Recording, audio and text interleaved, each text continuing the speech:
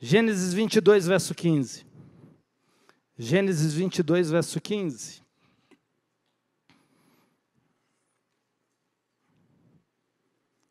O texto diz o seguinte: então do céu bradou pela segunda vez o anjo do Senhor a Abraão e disse: jurei por mim mesmo, diz o Senhor, porquanto fizeste isso e não me negaste o teu único filho, que deveras te abençoarei e certamente multiplicarei a tua descendência como as estrelas dos céus e como a areia na praia do mar. A tua descendência possuirá a cidade dos teus inimigos. Nela serão benditas todas as nações da terra, porquanto obedeceste a minha voz. Quando Deus faz uma promessa, Ele não faz a promessa só para você. Ele faz para você e para a sua descendência. E para os seus filhos, e para os filhos dos seus filhos. Aqui Deus está abençoando Abraão, está abençoando os filhos de Abraão, está abençoando os filhos dos filhos de Abraão. Aqui Deus está abençoando você. Porque a palavra de Deus diz que através de Jesus, nós herdamos a promessa que foi feita a Abraão. Então essa promessa aqui está além dos filhos carnais, mas daqueles que nasceriam a partir da fé que Abraão teve quando creu no Filho de Deus. Deus anunciou Jesus para Abraão, e Abraão creu, e isso foi imputado como justiça. Abraão foi o primeiro a crer no evangelho que nós cremos hoje, antes do tempo. Que extraordinário isso. E esse tipo de fé em Cristo é geracional. Vai além de mim. Alcança meus filhos, alcança meus netos, alcança meus bisnetos. A Bíblia está repleta de promessas, mensagens de vitória, de conquista para as nossas vidas. E Deus, através dessas promessas, dessas mensagens, Ele quer acessar o seu coração. Porque quando a palavra de Deus acessa o seu coração, do seu coração começa a fluir fontes de vida. Só que nos dias de hoje, nossos corações têm sido alvejados, têm sido alvo do inimigo. Da mesma forma que Deus quer que a palavra dele entre no seu coração, o diabo também quer que a palavra dele entre no seu coração. A mensagem dele entre no seu coração. Isso é tão real no mundo espiritual quanto no mundo físico. Os profissionais de marketing, por exemplo, ao tentar vender um produto para você, eles não tentam te conquistar pelos detalhes do produto que ele tem nas mãos. Eles apelam para o seu coração. Eles tentam vender um estilo de vida. Você já viu propaganda de bebida alcoólica? São pessoas sorrindo. É um monte de amigos juntos. Você tem certeza que o marketing é bebida? Ou é um tipo de vida que a bebida que aquele empresário está vendendo, ele está dizendo que o produto dele vai te dar aquela qualidade de vida, vai te dar amizades, vai te dar companheirismo, vai te dar alegria, vai te dar relacionamento. Eles te alimentam com imagens de como sua vida poderia ser com a ajuda do produto deles. O diabo faz a mesma coisa. E veja, por mais que você seja inteligente, maduro, capaz de perceber pegadinhas, armadilhas, mas todos caem nessa propaganda, nesse tipo de marketing. É difícil perceber o que está por trás dessas promessas, não é tão fácil. E está cada vez mais se tornando difícil verificar esses fatos que estão por trás de cada mensagem, que estão por trás de cada propaganda, que estão por trás de cada noticiário na TV. Hoje em dia está complicado você assistir um jornal e acreditar em tudo que está sendo dito ali. Você tem que assistir desconfiando e procurar o motivo por trás daquela notícia. Porque tem alguém com alguma intenção por trás.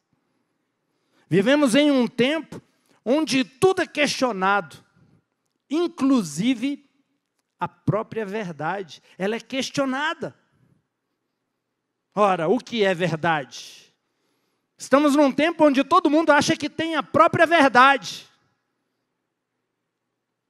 Como assim? Modelo de família é papai, mamãe e filhinhos? Tem outro tipo de família. Tem a minha verdade. Eu tenho um padrão de família diferente. Só que deixa eu te dizer uma coisa. As verdades estabelecidas por Deus não são temporais, não são só para um tempo, não são só para uma geração. Elas duram eternamente. E entenda uma coisa, todos aqueles que quebram princípios, quebram coisas estabelecidas por Deus, essas pessoas vão quebrar a cara. Existe uma consequência por quebrar algo que Deus estabeleceu.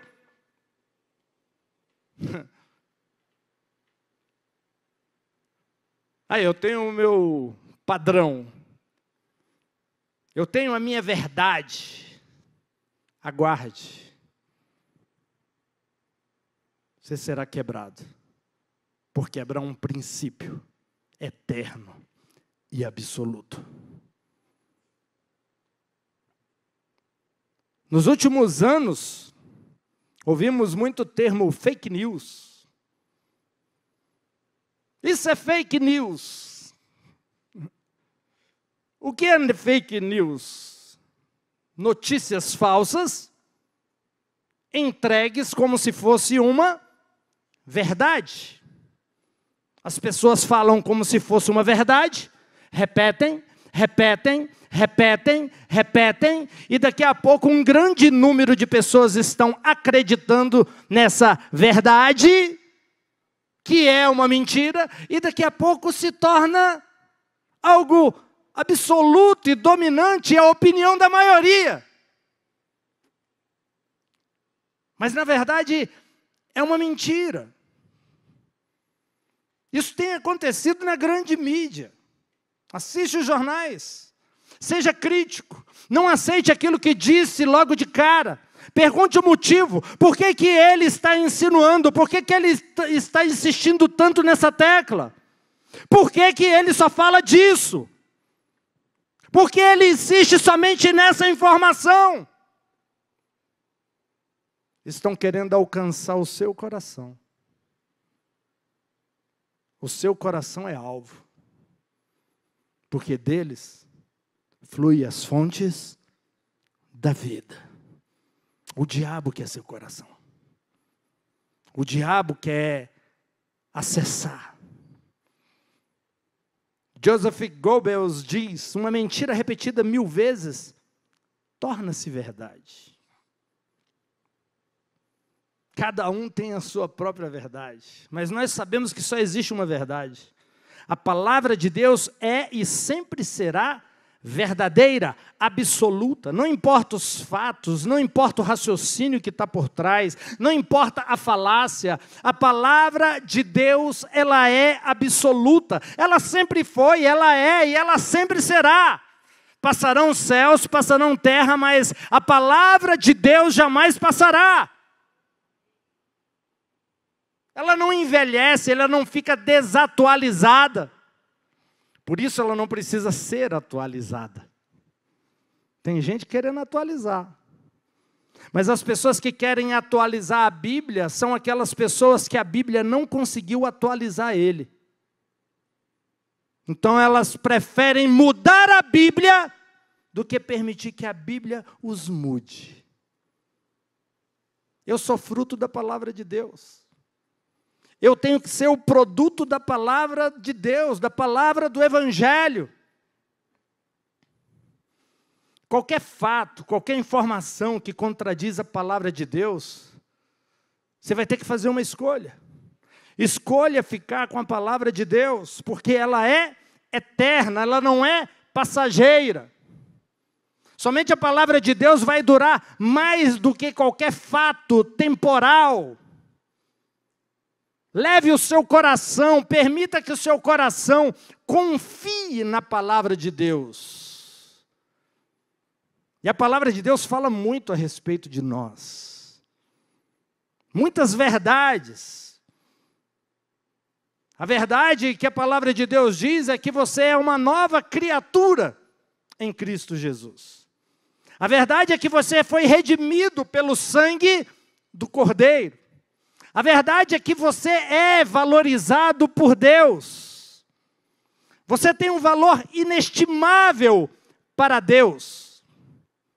Existem verdades eternas que o mundo não pode mudar, que o mundo não pode alterar, que o mundo não pode mexer. E quem tenta se adaptar a uma verdade diferente da verdade eterna de Deus, sempre colhe aquilo que não queria colher. Sempre vai viver aquilo que não buscou viver. A verdade é que o pecado foi removido de todo aquele que aceitou Jesus como seu Senhor e Salvador. O Cordeiro de Deus que tira o pecado do mundo. É claro, e é um fato, que você, que eu ainda experimentamos o pecado na carne. Através de pensamentos de raiva, através de amargura, através de sentimentos negativos. Está ali. Mas a verdade absoluta é que Jesus removeu o seu pecado atrás da cruz. Olha só o que diz Romanos 8, verso 9. Romanos 8, verso 9. Olha o que diz. Vós, porém, não estáis na carne, mas no Espírito. Se de fato o Espírito de Deus habita em vós, e se alguém não tem o Espírito de Cristo, este tal não é dele. Mas o ponto aqui é, você não está na carne, você está no Espírito. A tradução em português nesse texto insinua e dá um entendimento que carne é igual à natureza pecaminosa. Implicando que temos natureza pecaminosa mesmo depois de salvos. No entanto, a palavra grega original usada para carne aqui nesse texto é sarx. Sarx significa carne e é diferente de natureza pecaminosa. Isso aqui é uma chave poderosa. Na cruz, Jesus se tornou pecado em nosso lugar. E por causa disso, nós nos tornamos justiça de Deus em Cristo. Na cruz do Calvário houve uma troca divina. Nós pegamos o lugar de Jesus, Jesus pegou o nosso lugar. Ninguém se torna justo praticando justiça. Atos de justiça. Nós só podemos nos tornar justos recebendo a justiça de Deus em Cristo. E ponto final. Só que a carne,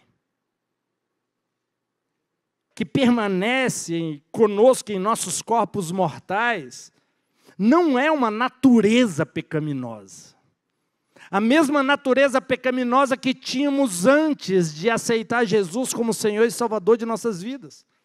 A mesma natureza pecaminosa que o homem passou a ter após a queda de Adão no jardim. O que o texto está dizendo aqui é de um resíduo da natureza pecaminosa que foi crucificada em Cristo na cruz do Calvário. A nossa natureza hoje é da nova criação. Nós somos nova criatura em Cristo Jesus. 2 Coríntios 5, verso 17. Olha o que diz. E assim, se alguém está em Cristo, é nova criatura. As coisas antigas passaram, eis que se fizeram novas. Qual é a sua nova natureza? Qual é a sua natureza? É uma natureza pecaminosa? Não, é a natureza de uma nova criatura que nasceu em Cristo Jesus. Tudo se fez novo. Ao aceitar Jesus, você se torna uma nova criação. Jesus é chamado de primogênito.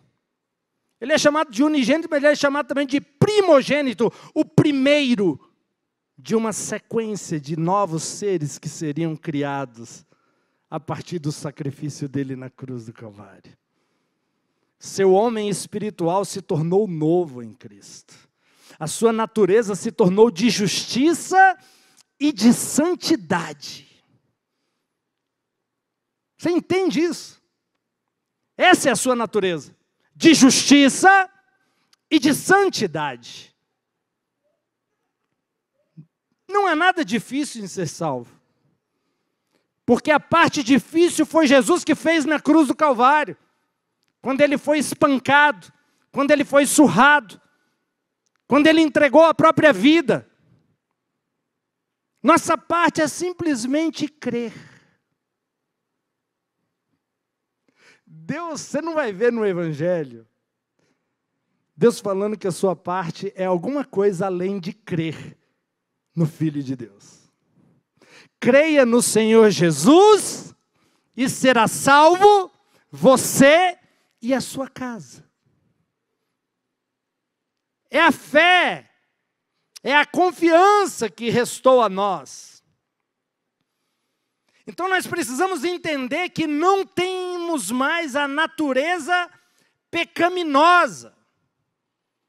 Você não vai vencer o pecado achando que é pecador.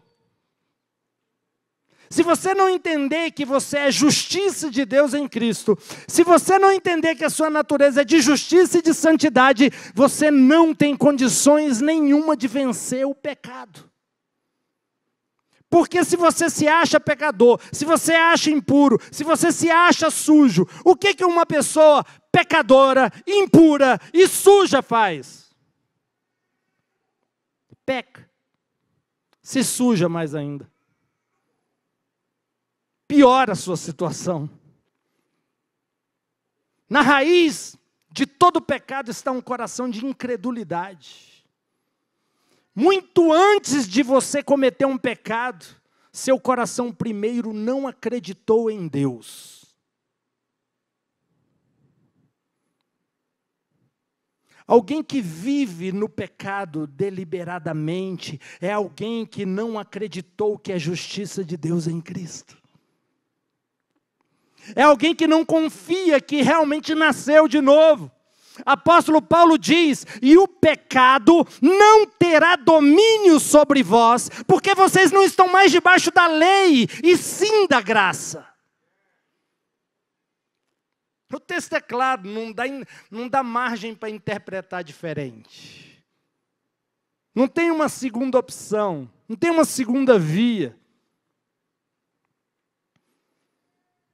Quando você cai em pecado, ou quando você sente uma inclinação para pecar, você só está experimentando manifestações de resíduos da antiga natureza pecaminosa que ainda está na sua carne.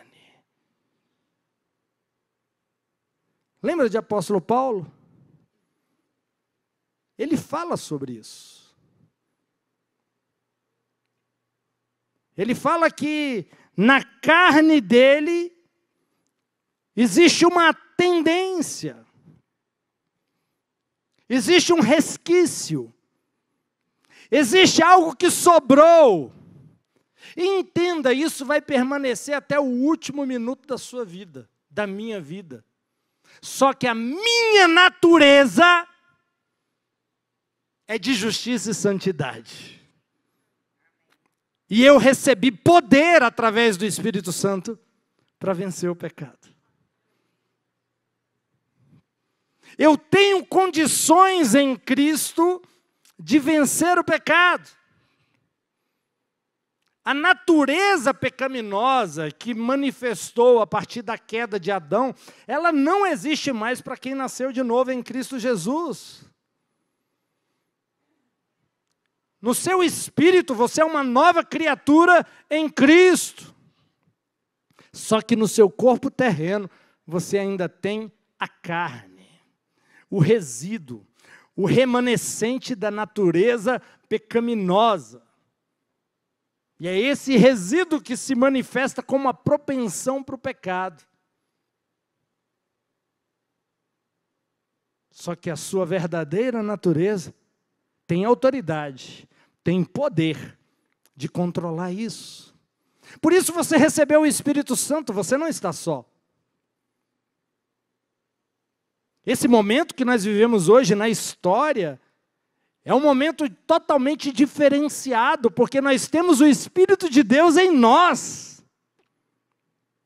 O Espírito de santidade, o Espírito de justiça, o Espírito de retidão, um Espírito de poder, um Espírito de ousadia. O maior poder do universo mora dentro de nós. O que você não pode vencer? Com Ele.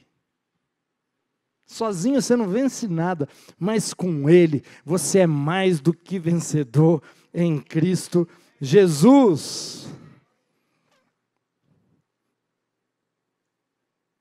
Um dia você não vai ter mais a carne, o resíduo da natureza pecaminosa. Mas hoje nós ainda temos. Mas mesmo agora com o nosso corpo terreno, tendo a carne, você não pode ver o seu corpo como sujo, porque ele foi redimido pelo sangue do Cordeiro. Não considere sujo aquilo que o sangue de Jesus purificou, limpou. A palavra de Deus vai dizer que nosso corpo é o templo do Espírito Santo. A habitação do Espírito Santo. No Antigo Testamento, o templo de Deus tinha 3 partes. O pátio externo, o pátio interno e os santos dos santos, onde Deus habita. Os santos dos santos, onde Deus estava. E a Bíblia diz que o nosso corpo é os santos dos santos. Não é o nosso espírito que é os santos dos santos. É o nosso corpo. É o nosso corpo. Fala para a pessoa aí do seu lado. É o nosso corpo, que é o templo do Espírito Santo. Foi o nosso corpo que foi comprado pelo sangue do Cordeiro. Foi o nosso corpo que foi comprado pelo sangue de Jesus. Não despreze aquilo que foi altamente valorizado por nosso Pai Celestial. O valor de algo é determinado como? Pelo valor que alguém está disposto a pagar. Pela oferta oferecida. Quanto que alguém está disposto a pagar em algo? Aquilo é o valor. Quanto maior a oferta, maior o valor. E o seu precioso valor foi comprovado pelo preço que Deus pagou por você. Ele entregou o seu próprio filho para te dizer: você e o meu filho têm o mesmo valor. O seu valor é a vida de Cristo. O seu valor é o sangue de Jesus. Deus paga alto para te ter. Deus pagou um preço altíssimo. Você não tem ideia o quanto custou isso para o Pai. Ver o seu filho crucificado na cruz do Calvário. Você não tem ideia de quanto isso foi alto. Que preço alto foi esse?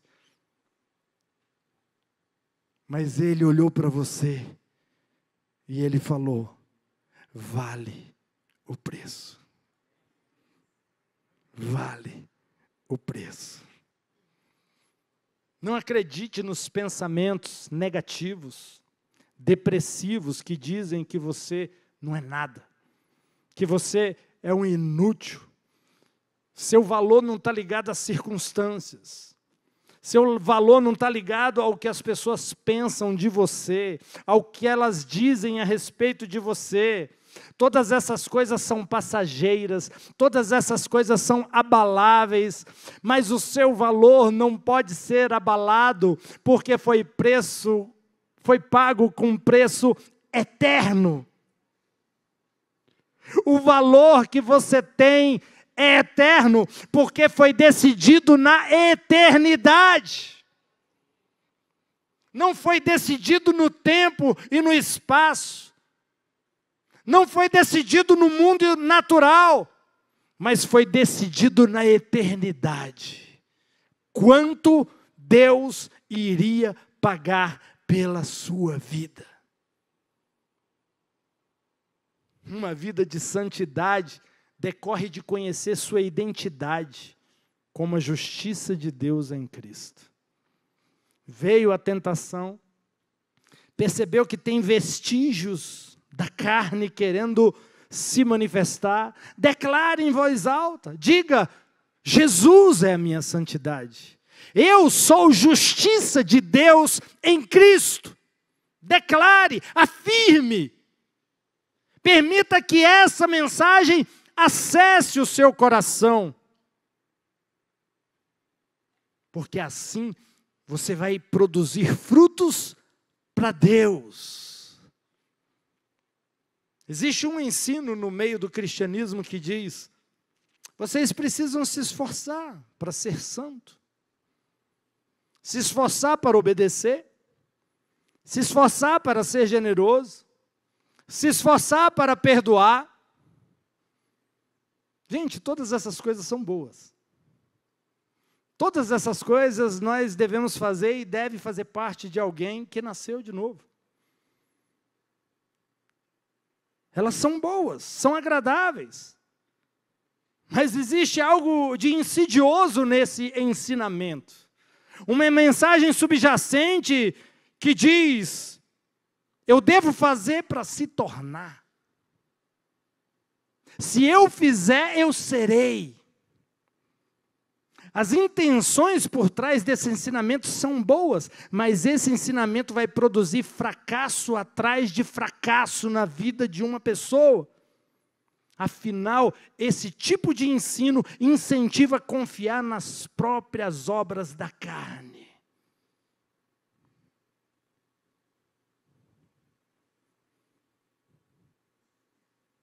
Eu queria que quem ensina que a gente pode ser santo pela própria força do braço, me ensinasse.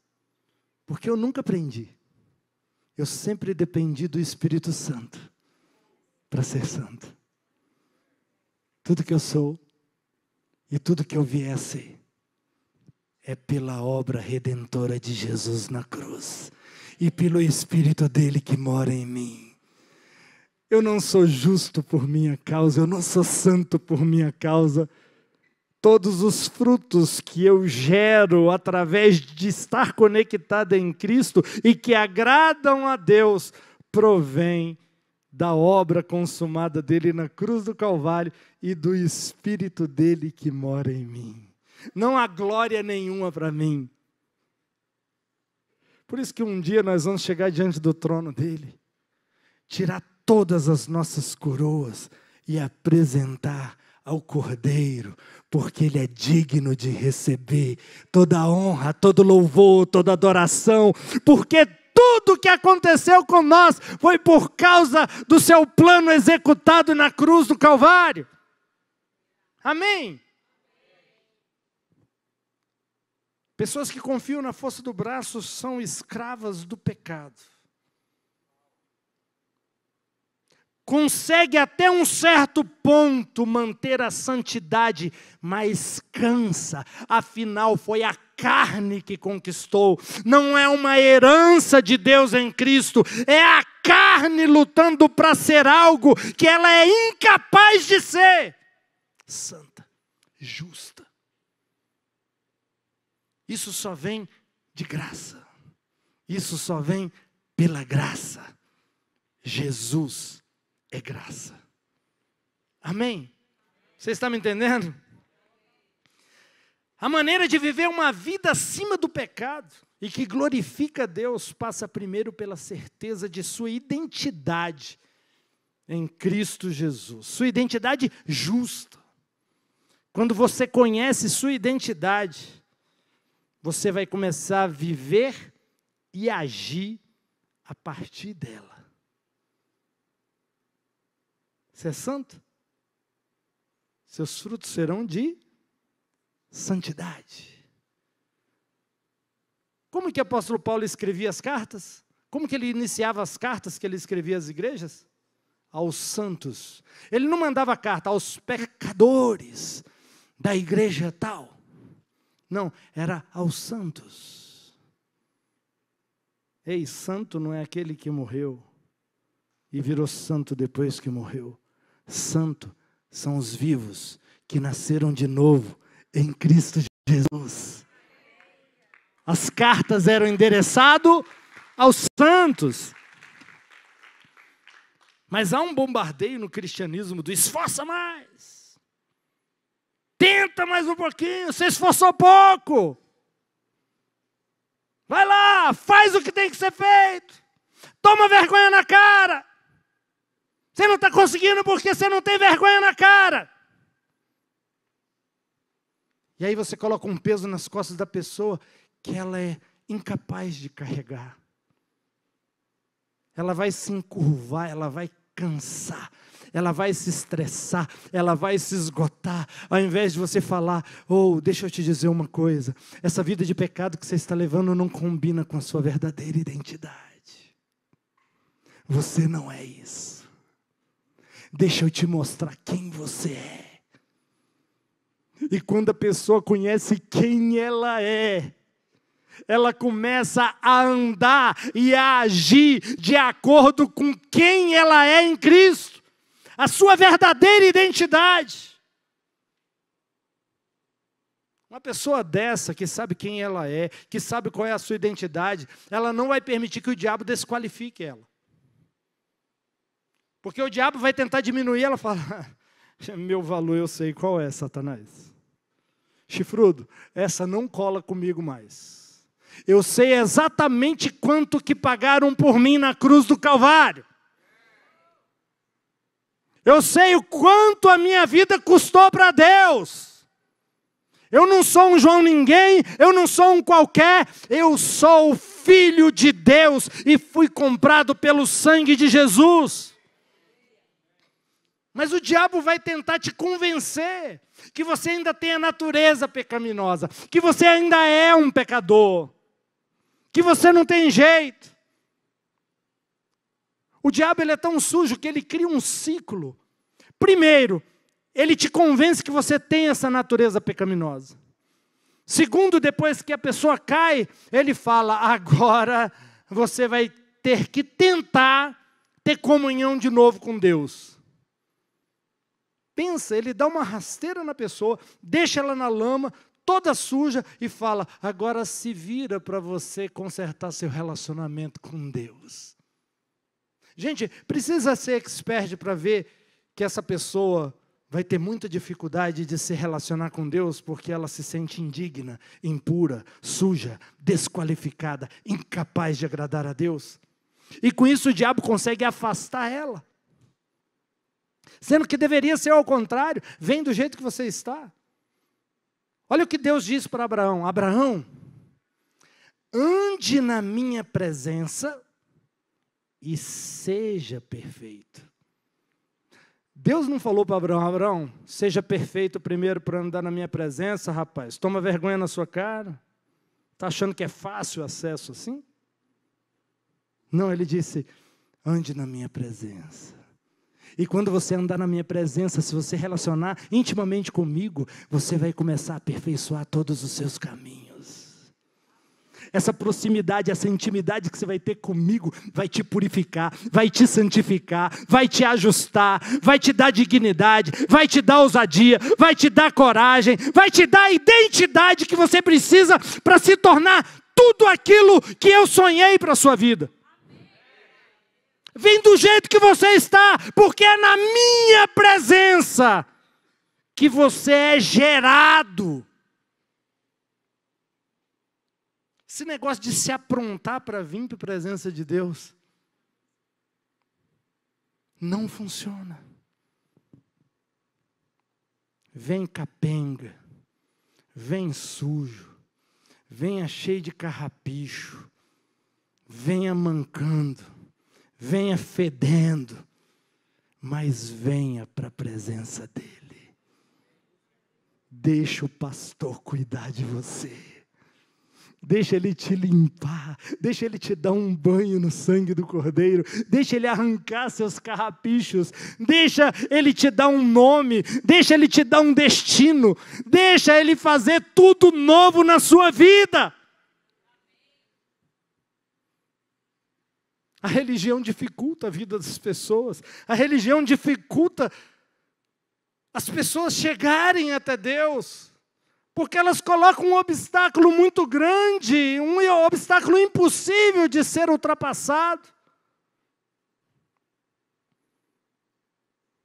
O apóstolo Paulo, ele sempre usou o indicativo antes do imperativo.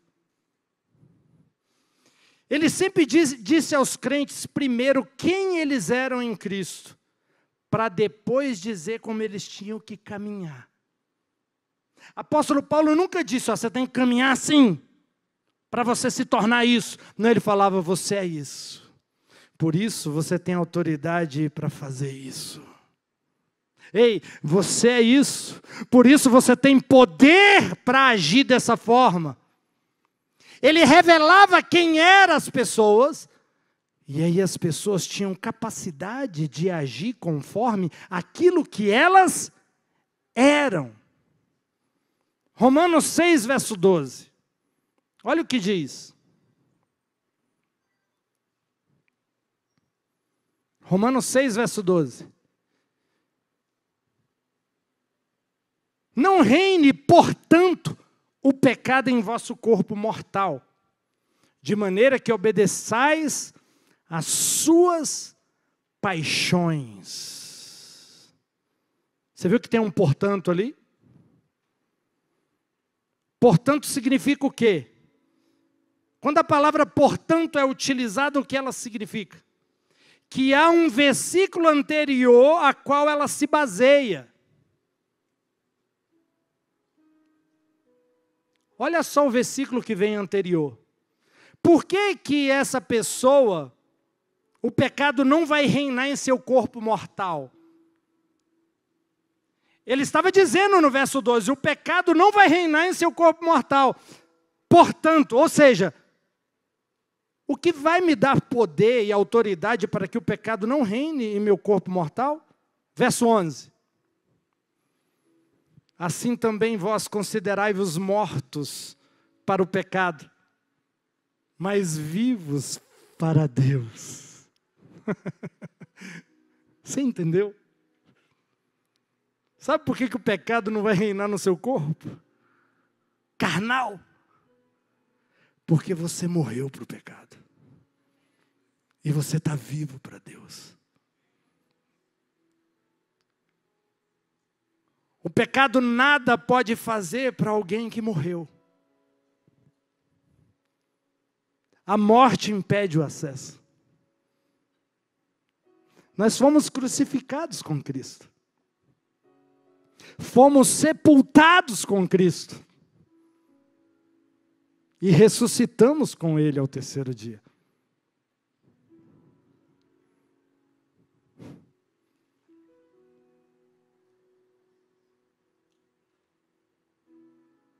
Não é esforço. É consciência de quem eu sou. É consciência de que eu morri para o pecado. É consciência de que eu morri para a pornografia. É a consciência de que eu morri para o mau humor, para a depressão, para a falta de perdão, para a incredulidade. É uma consciência. Esse pecado não pode me dominar, porque eu estou morto para ele.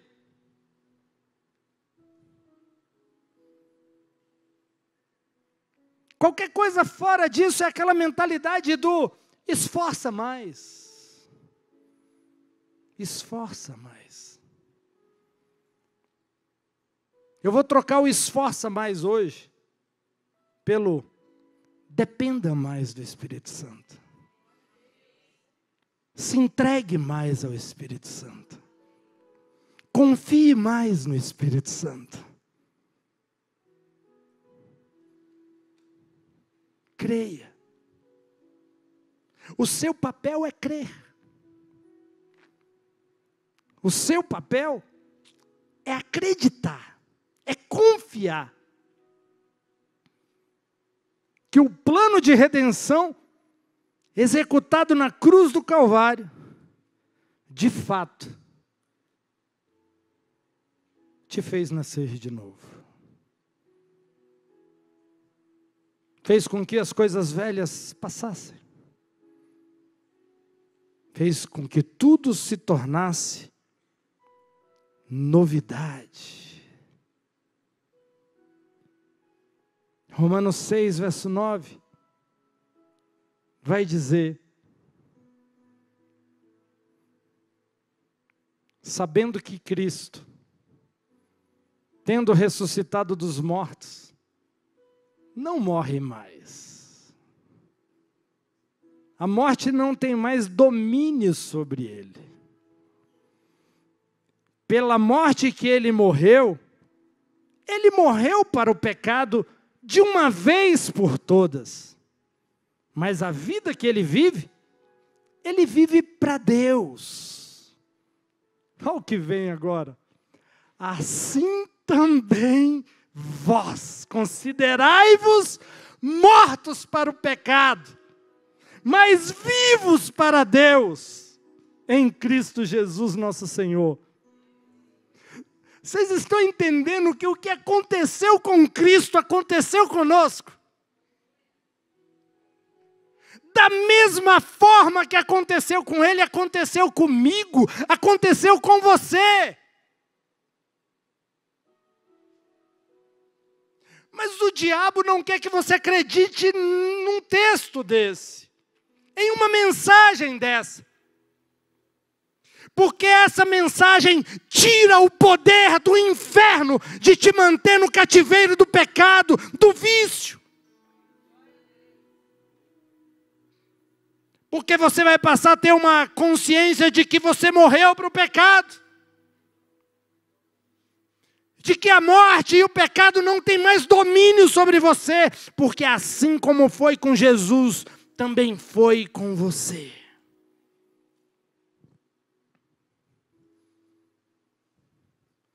Você é livre. Eu vim aqui para te dizer que você é livre.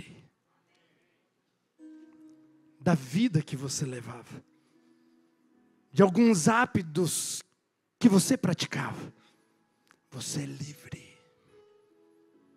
Você não é escravo do pecado. Sua natureza é de justiça. Sua natureza é de santidade. E eu quero te abençoar nessa noite, para que você saia daqui vivendo essa vida, tendo essa consciência, para que você possa dar frutos para Deus, frutos que agradam a Deus, e eles só podem vir de alguém que morreu para o pecado, e hoje vive para Deus.